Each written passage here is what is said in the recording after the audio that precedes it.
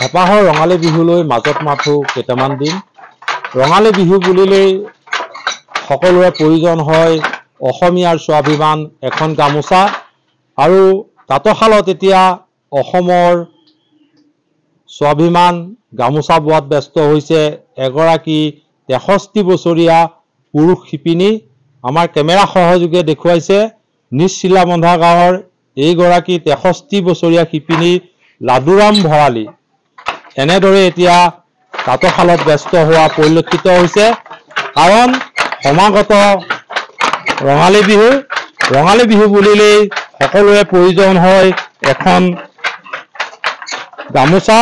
আৰু এই গামোচা বোৱাত এতিয়া ব্যস্ত হৈ পৰিছে এইগৰাকী 63 বছৰীয়া শিপিনী লাডুৰাম ভৰালী।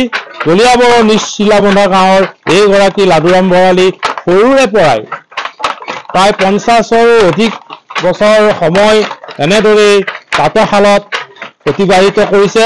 আমি দেখুৱাইছো বিহুক লৈ এতিয়া এইগৰাকী শিপিনী ব্যস্ত হৈ পৰিছে। আমাৰ লগত শিপিনীগৰাকী আছে, তেখেতৰ পৰা আমি জানিম। খুৰা, আপুনি কেতিয়াৰ পৰা তাঁতশালত ব্যস্ত হৈ পৰিছে? 69 চনৰ পৰা লাগি আছে।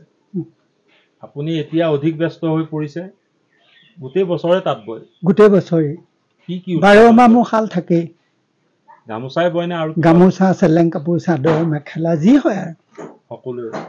চৰকাৰী কিবা অনুদান লাভ কৰিছে নেকি? নাই কৰা, এতিয়ালৈকে পোৱা নাই পোৱা। মই কিনা শাল, আপুনি কিনিছে? কিনি লোৱা শাল, চৰকাৰ অনুদানৰ শাল নহয়। আপুনি এই হস্ত তাঁত শিল্পৰ জৰিয়তে পৰিয়ালটো পোহপাল দি আছে। পোহপাল দি আছে।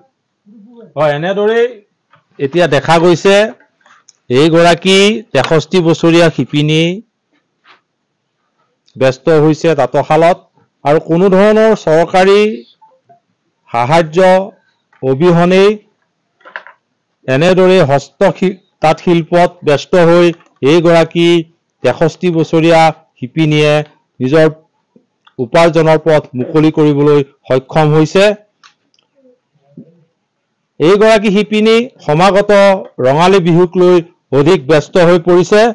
এনেদৰেই নিজ চিলাবন্ধা গাঁৱৰ এইগৰাকী শিপিনী এতিয়া হেঁপাহৰ ৰঙালী বিহুক আদৰিবলৈ অসমৰ স্বাভিমান গামোচা বোৱাত তাঁতশালত ব্যস্ত হৈ পৰিছে।